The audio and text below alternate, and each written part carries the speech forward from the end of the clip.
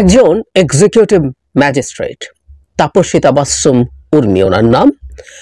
তিনি কর্মরত অবস্থায়, রাষ্ট্রীয় কাজে কর্মরত অবস্থায় এমন কিছু মন্তব্য করেছেন বর্তমান সরকার এবং সরাসরি প্রধান উপদেষ্টাকে নিয়ে, সেটা নিয়ে গতকাল সারাদিন বেশ আলোচনা সমালোচনায় মুখর ছিল আমাদের সামাজিক যোগাযোগ মাধ্যম। বলা বাহুল্য, সমালোচনা অনেক বেশি ছিল, কিছু প্রশংসা অবশ্য তিনি পাচ্ছিলেন। তার এই উক্তিগুলো তিনি কেন করেছেন, কি উদ্দেশ্য সফল করতে চেয়েছেন, সেটা আমরা ধারণা করতে পারি, সেই ব্যাপারে আসব। এরপর তাকে যখন আমি তার ফোনে ইন্টারভিউ দেখেছি, শুনেছি, টিভি চ্যানেলগুলো কেউ কেউ ইউটিউবে এটা আপলোড করেছে, সেখানেও তিনি তার অবস্থান থেকে বিন্দুমাত্র সরে আসেননি, বরং তিনি এমন কিছু কথা সেখানে যোগ করেছেন এগুলো আলোচনার দাবি রাখে। তাপসী কোন স্ট্যাটাসটা দিয়েছিলেন যেটা নিয়ে অনেক বেশি সমালোচনা হয়েছে, ইনফ্যাক্ট তার আরো স্ট্যাটাস আমাদের সামনে এসে হাজির হয়েছে যেগুলো ভয়ঙ্কর রকম ভাবে আমরা নেগেটিভ বলতে পারি। তার অবস্থান, তার রাজনৈতিক একটা অবস্থান তিনি কোনো রাগঢাক করেননি। সর্বশেষ যেটা বলছেন, যে স্ট্যাটাসটা নিয়ে অনেক আলোচনা, সাংবিধানিক ভিত্তিহীন অন্তর্বর্তী সরকারের প্রধান উপদেষ্টা বলেছেন রিসেট বাটনে পুশ করা হয়েছে, অতীত মুছে গেছে, রিসেট বাটনে ক্লিক করে দেশের সব ইতিহাস মুছে ফেলেছেন তিনি। এতই সহজ, কাউন্টডাউন শুরু হয়ে গেছে আপনার মহাশয়। আমার এটার সাথে সাথে শেখ হাসিনার গতকালের 1 মাসও সরকার টিকবে না কথাটা মনে পড়লো। উনি কি তাকে দিয়ে ইন্সপায়ার্ড হয়েছেন কিনা, তার এটা তারিখ আমি নিশ্চিতভাবে জানি না। সো কাউন্টডাউনের একদিন চলেও গেছে, তাপসী সম্ভবত কাউন্টডাউন করছেন আর কতটা দিন বাকি আছে। কিন্তু আসলে আমরা একটু যদি সিরিয়াসলি দেখার চেষ্টা করি, রিসেট বাটন পুশ করা, রিসেট বাটন নিয়ে আমাদের একটু কথা বলা দরকার আছে। কারণ ডক্টর ইউনুস ভয়েস অফ আমেরিকাকে যখন এই কথাটা বলেছেন, সেই বাক্যটা, সেই বক্তব্যটাকে আমরা এক একজন এক এক রকম ভাবে ইন্টারপ্রেট করেছি। আমি অস্বীকার করি না, আমাদের প্রত্যেকের মধ্যে এক ধরনের কনফার্মেশন বায়াস থাকে। আমি যাকে বলছি যার মধ্যে কনফার্মেশন বায়াস আছে, আমি নিজেও সেটা ভুক্তভোগী হতে পারি। তারপরও আমরা ডক্টর ইউনুস ঠিক কি বলেছিলেন এবং সেটাকে আমরা কিভাবে দেখব, সেই আলাপটাও করা দরকার আছে। উনি ভয়েস অফ আমেরিকাকে একটা দীর্ঘ সাক্ষাৎকার দিয়েছেন। আমি সেই সাক্ষাৎকারের একটা অংশ, ওখানে টেক্সটটা ঠিক এরকম হুবহু আমি পড়ছি। একটা প্রশ্ন ছিল এরকম: সরকার পতনের পর ধানমন্ডির 32 নম্বরে বাংলাদেশের প্রতিষ্ঠাতা রাষ্ট্রপতি শেখ মুজিবুর রহমানের যে বাড়িটি ছিল, যেটিকে পরবর্তীতে জাদুঘর বানানো হয়েছে, সেটিকে বিনষ্ট করা হয়েছে। অন্তর্বর্তীকালীন সরকার দায়িত্ব গ্রহণের পর শোক দিবস হিসেবে 15ই আগস্টের ছুটি বাতিল করা হয়েছে। শেখ মুজিবুর রহমানের ভাস্কর্য ভেঙে ফেলা হয়েছে। এ নিয়ে সমালোচনা আছে। অনেকেই বলেছেন বঙ্গবন্ধু শেখ মুজিবুর রহমানকে তারা ফ্যাসিবাদের আইকন হিসেবে দেখছেন। দীর্ঘদিন ধরে বাংলাদেশের জাতির জনক হিসেবে বঙ্গবন্ধু শেখ মুজিবুর রহমান স্বীকৃত। এ ব্যাপারে আপনার দৃষ্টিভঙ্গি কি? ডক্টর ইউনূস শুধু একটা প্রশ্নের জবাব দেননি এবং আমি যতদূর মনে করতে পারি সেখানে তিনি কিছুটা বিরক্ত হয়েছেন। কারণ বিরক্তর কারণও ছিল, না হলে ভালো হতো, কিন্তু যিনি প্রশ্নকর্তা ছিলেন বিবিসি ভয়েস অফ আমেরিকার, মানে একেবারেই মনে হয় যে আওয়ামী লীগের কোনো প্ল্যান্টেড মানুষ। যাই হোক, ডক্টর ইউনূস তখন বলেন, আপনি পুরোনো দিনের কথাবার্তা বলছেন, এর মাঝে একটা গণঅভ্যুত্থান হয়ে গেল, আপনার বোধহয় স্মরণে নেই। আপনি এমনভাবে কথা বলছেন যেন এসব ঘটনা ঘটেইনি। নতুন ভঙ্গিতে যা হচ্ছে সেটিকে দেখতে হবে। তো কত ছেলে প্রাণ দিল সেটা নিয়ে আপনার কোনো প্রশ্ন নেই, কেন প্রাণ দিল?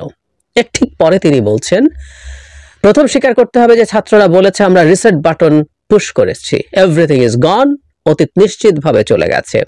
এখন নতুন ভঙ্গিতে আমরা গড়ে তুলব। দেশের মানুষতা চায়, সেই নতুন ভঙ্গিতে গড়ে তোলার জন্য আমাদের সংস্কার করতে হবে। এই ছিল রিসেট বাটন নিয়ে তার বক্তব্য। উনি বলেছেন রিসেট বাটন দিয়ে টিপ দিয়েছে, অতীত নিশ্চিতভাবে চলে গেছে। মানে এখন অতীত নিশ্চিতভাবে চলে যাওয়া মানে বাংলাদেশের স্বাধীনতার সব ইতিহাস শেষ হয়ে গেছে, ডক্টর ইউনূস সেটা বলছেন? কোনোভাবে নো ওয়ে। স্বাধীনতার বহু ইতিহাস তো আমরা আবার অ্যাগ্রি করি না। 32 নম্বর নিয়ে প্রশ্নকর্তা যেটা বলেছিলেন, আসলে ঘটনা সেটা। 32 নম্বরের ইতিহাস আছে, সেটা থাকবে, কোনো সন্দেহ নেই। শেখ মুজিবুর রহমান ওই বাড়িতে ছিলেন এবং বাংলাদেশের স্বাধীনতা যুদ্ধের আগে অনেকগুলো ইম্পর্টেন্ট আমাদের ইতিহাসের অংশ, পলিটিক্যাল মুভমেন্টের একেবারে ঘাঁটি সেই জায়গাটা ছিল, সেই ইতিহাসের জায়গাটা আছে। কিন্তু এটা পুড়িয়ে দেয়া কেন হয়, শেখ মুজিবের স্কাল্পচার কেন ভেঙে ফেলা হয়, সেটা তো আসলে প্রশ্নকর্তা জানা উচিত। বহুদিন আমাদের সমাজে এটা আলোচিত হয়েছে। এগুলোকে শেখ হাসিনা তার টাইরানির পার্ট করে ফেলেছিলেন, তার সিম্বল করে তুলেছিলেন, সেই কারণে এগুলো ভেঙেছে লোকজন, ওই কারণেই ওগুলোই ভাঙতে গেছে মূলত। যাই হোক, আমি অন্তত পরে মনে করি না ডক্টর ইউনূস কোনো জায়গায় মুক্তিযুদ্ধকে প্রশ্নবিদ্ধ করছেন, কোথাও না। কিন্তু কিছু কিছু জায়গায় তো ডিবেট আসলেই আছে, কারণ আমরা দেখব মিস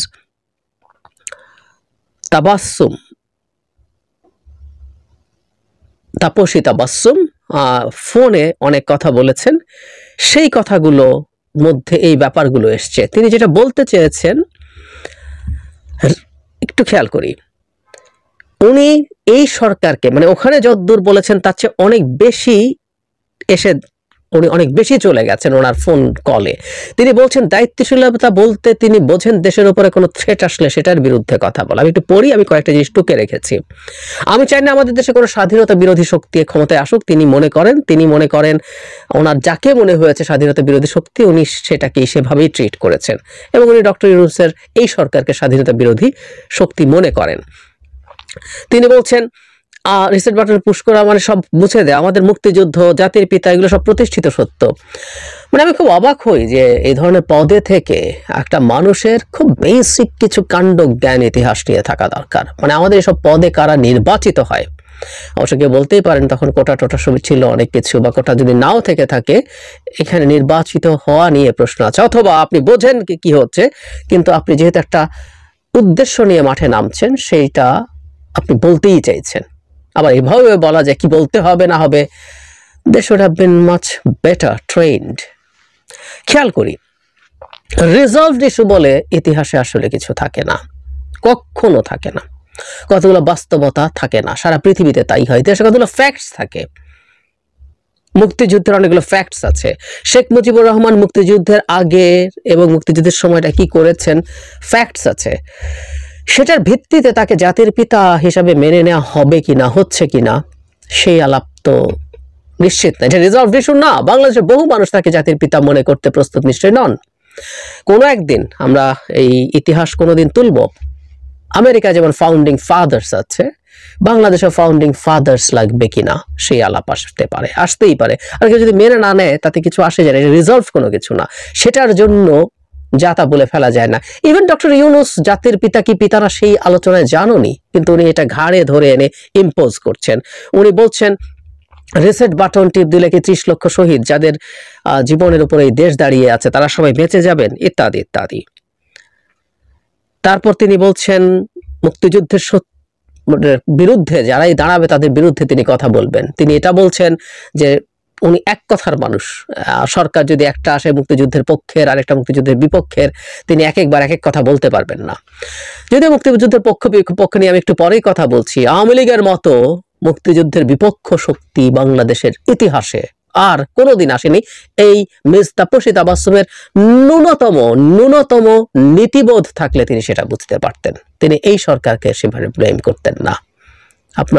তার মতলববাজি আসলে এভাবেই বোঝা যায়। উনি বলছেন মুক্তিযুদ্ধের ইতিহাস মুছে ফেলতে যদি চায় তার বিরুদ্ধে তিনি কথা বলবেন। তিনি বলছেন বঙ্গবন্ধু তার ভাষায় আওয়ামী লীগের নেতা না, তিনি সারা বাংলাদেশের, জয় বাংলা সারা বাংলাদেশের মানুষের স্লোগান। শেখ মুজিবুর রহমান বাংলাদেশের ইতিহাসে খুব গুরুত্বপূর্ণ একজন মানুষ, কোনো সন্দেহ নেই। আমাদের মুক্তিযুদ্ধের ইতিহাস আমরা যখন লিখবো তাতেও সবচেয়ে গুরুত্বপূর্ণ নাম শেখ মুজিবুর রহমানের, কোনো সন্দেহ নেই তাতে, আমি অন্তত তাই মনে করি। কিন্তু এই ভদ্রলোককে একটা দলের প্রপার্টিতে পরিণত করতে চেয়েছে আওয়ামী লীগ, এবং তাকে সামনে রেখে যাবতীয় অন্যায়, অবিচার, অত্যাচার তারা করেছেন। সুতরাং মুজিব আপাতত অন্তত একটা নেগেটিভ শব্দে পরিণত হয়েছে, নেগেটিভ ব্যক্তিতে পরিণত হয়েছে, ডেরোগেটরি হয়ে গেছে। এটা দায় তার কন্যার। তার কন্যাই এই পরিস্থিতি তৈরি করেছেন। তার কন্যাই তার বাবাকে দ্বিতীয়বার হত্যা করেছেন। এই কথা আমি আওয়ামী লীগের মানুষজনকে বলতে শুনেছি।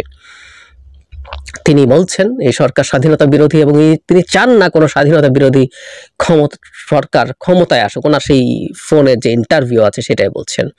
তিনি জুলাই মাসে আমাদের এখানে গণহত্যা হয়েছে কিনা সেটা নিয়ে সন্দিহান, তদন্ত হতে হবে। এই প্রসঙ্গে আমি একটা জায়গায় আসব, উনি সাইদকে নিয়ে কি লিখেছেন।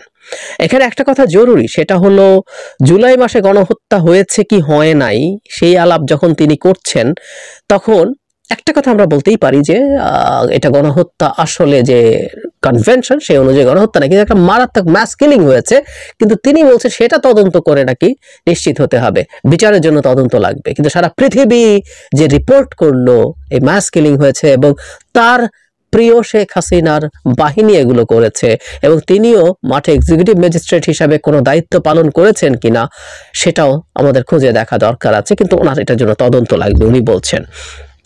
ওনার ফেসবুকের বেশ কিছু জিনিস ছড়িয়ে পড়েছে, এর মধ্যে আবু সাইদ সম্পর্কে দেখেন, মানে উনি কি লিখছেন, মানে একটা মানুষ কত বড় চিন্তাগত দিক থেকে কত বড় অনৈতিক হলে, চিন্তার দিক থেকে কত বড় বর্বর হলে একটা মানুষ এভাবে লিখতে পারে। তিনি বলছেন আবু সাইদ বিশৃঙ্খলা সৃষ্টি করি, সন্ত্রাসী একটা ছেলে যে কিনা বিশৃঙ্খলা করতে গিয়ে নিজের দলের লোকের হাতেই মারা পড়লো, সে নাকি শহীদ, এটাও এখন মানা লাগবে। পরে আরো অনেক কথা, জাস্ট প্রথম 2-3টা বাক্য আমি বহু আওয়ামী লীগের মানুষকে, আওয়ামী লীগ করা মানুষকে বলতে শুনেছি যে সাইদের ভিডিও দেখার পর তারা আর ওটা নিতে পারেননি। আমি অনেককে বলতে শুনেছি, মানে আওয়ামী লীগ করা মানুষজন। আর এখানে একজন বসে কথা বলছেন এইভাবে, তিনি শেয়ার করছেন নিঝুম মজুমদারের ভিডিও, যেখানে নিঝুম মজুমদার বলছেন অতি তুচ্ছ মানুষ নাকি ডক্টর আসিফ নজরুল, তিনি কিভাবে জাফর ইকবালের মতো, মানে ক্ষুদ্র মানুষ, মানে আসিফ নজরুলের মতো ক্ষুদ্র মানুষ জাফর ইকবালের মতো মানুষকে নিয়ে কিভাবে সমালোচনা করে। আমাদের মনে থাকার কথা, ডক্টর জাফর ইকবাল সম্পর্কে ডক্টর আসিফ নজরুল মুভমেন্টের দিনগুলোতে খুব ব্রাইটলি বেশ টাফ কিছু কথা বলেছিলেন, খুব ব্রাইটলি, আই রিপিট। আর কে ক্ষুদ্র আর কে বড় এদেশের মানুষ দেখছে, মানুষ জানে।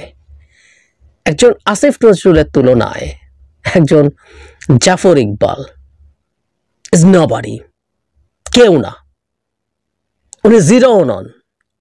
জাফর ইকবাল নেগেটিভ। যে মানুষটা একটা মাফিয়া সরকারের দোসর ছিল পুরো এন্টায়ার সময়ে, যার কাজ ছিল সেই সরকারের বয়ান তৈরি করা, সেই মানুষটার আর কোথায় কি প্রতিভা আছে, অনেকে এগুলো নিয়ে প্রশ্ন করছেন, আমি সেদিকে যাচ্ছি না, সেটা দেখার কিছু না। তার মতো খারাপ মানুষ, দেশের স্বার্থবিরোধী মানুষ আর কেউ হতে পারে না। ডক্টর আসিফ নজরুল সরিয়েই রাখি, এই মানুষটা দীর্ঘদিন থেকে দেশের জনগণের পক্ষে কথা বলেছে, একেবারে সাধারণ একজন মানুষ, যে মানুষটা এই রাষ্ট্র এই সব চিন্তায় যায় না, জাস্ট খেটে খায়, খুব সাধারণ জীবনযাপন করে, কষ্ট করে জীবনযাপন করে, তার চাইতে অনেক বেশি নিচুতে অবস্থান করে। ওই মানুষটা অনেক মহৎ মানুষ আমি মনে করি, কারণ উনি সৎ জীবনযাপন করেন এবং আমি সেই পরিশ্রম করা মানুষটার কথা বলছি, এবং উনি রাষ্ট্রের জন্য ক্ষতিকর নন, উপকার করেন, তার যতটুকু সাধ্য আছে তার পেশার মাধ্যমে তিনি ভ্যালু অ্যাড করেন। কিন্তু জাফর ইকবালদের মতো মানুষ এই রাষ্ট্র ধ্বংসের সাথে জড়িত থাকেন, ধ্বংসের সাথে জড়িত থাকেন।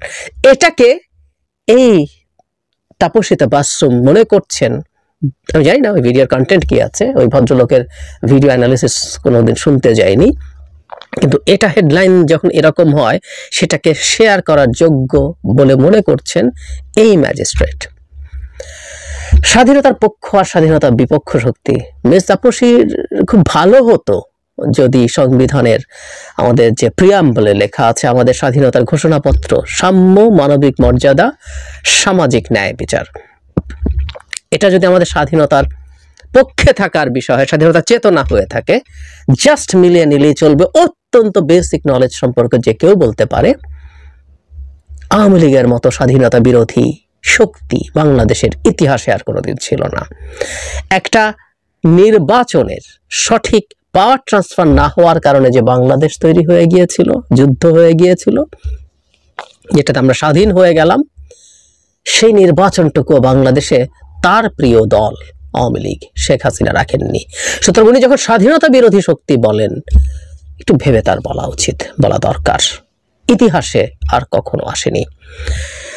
তাপসী মাঠে নামলেন কেন, আলাপ এখন আসলে সেটা। এবং আমি বলেছি যে আমি আওয়ামী লীগের কিছু মানুষজনকে বাহবা দিতে দেখছি, জাতীয় পতাকা তাকে দিচ্ছেন, তাকে হাততালি দিচ্ছেন যে উনি বিরাট বিপ্লব ঘটিয়ে ফেলেছেন। আমি এটা বলতেই চাই, বলতে পারি, সেটা হলো বাংলাদেশে আওয়ামী লীগের এক ধরনের পুনরুত্থান ঘটানোর চেষ্টা হচ্ছে। আমরা অনেকগুলো কনটেক্সট যদি একত্র করি, ভারতের মিডিয়াতে লেখা হচ্ছে শেখ হাসিনা নিজে তার ফোন কল রেকর্ড করিয়ে মাঠে ছাড়ছেন, দু একজন একটু একটু কথা বলছেন। ইনফ্যাক্ট কথা বলা যাবে না তা না, কথা বলা যেতেই পারে, কিন্তু আমরা একটা কথা প্রথম থেকে বলছি, সেই মানুষগুলোকে নিয়ে আমরা আসলে ওইভাবে আলাপ করতে চাই যারা আওয়ামী লীগের এই বিভৎসতা বর্বরতাকে সাফাই গাইছে। মানে একটা মানুষ কেমন হলে আবু সাইদ সম্পর্কে এই ধরনের কথা বলা যায়, বলছেন তিনি। সো তারা তাকে মাঠে নামাচ্ছেন, মাঠে নামিয়েছেন এবং মাঠে নামিয়ে তারা এই জিনিসগুলোকে প্রাসঙ্গিক রাখার চেষ্টা করছেন।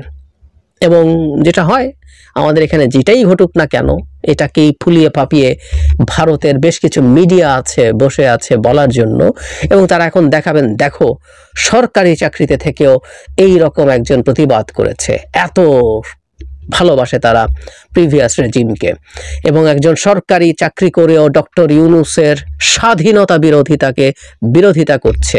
এগুলো মার্কেটেড হবে, এদেরকে মাঠে নামানো হয় আসলে এইসব কারণে। খুব বেশি লাভ হবে? আমি খুব বেশি লাভ দেখি না, কারণ বাংলাদেশের মানুষ খুব ভালো মতো জানে কি হয়েছে, এবং আমরাও আমাদের জায়গা থেকে এই জিনিসগুলো নিয়ে যখন আলোচনা করব আমরা এই জিনিসগুলো ডিবাঙ্ক করার সম্ভাবনা ভালোভাবেই আমরা দেখব। কিন্তু একটা কথা একটু সরকারের সতর্ক থাকার দরকার আছে, কারণ আমি যতই বলি না কেন গ্লোবালি তথ্যগুলো এক্সিজারেটেড হয়। যা ঘটছে সেটা ভারতের মিডিয়া তো বটেই, সারা পৃথিবীর বিভিন্ন গুরুত্বপূর্ণ মিডিয়াতে ভারতীয় বংশোদ্ভূত লোকজন আছে এবং অন্যান্য জায়গায় থিঙ্ক ট্যাঙ্কে আছে, বিভিন্ন সরকারে আছে। আমি আগেও একদিন তাদের সফট পাওয়ারের কথা বলেছিলাম, ভারতের সফট পাওয়ার নিয়ে ডিটেইল আলোচনা করব একদিন। সো সেগুলোর ব্যাপারে আমাদের একটু সতর্ক থাকা দরকার আছে, আমাদের গোয়েন্দা সংস্থাগুলো ভালোভাবে কাজ করা দরকার।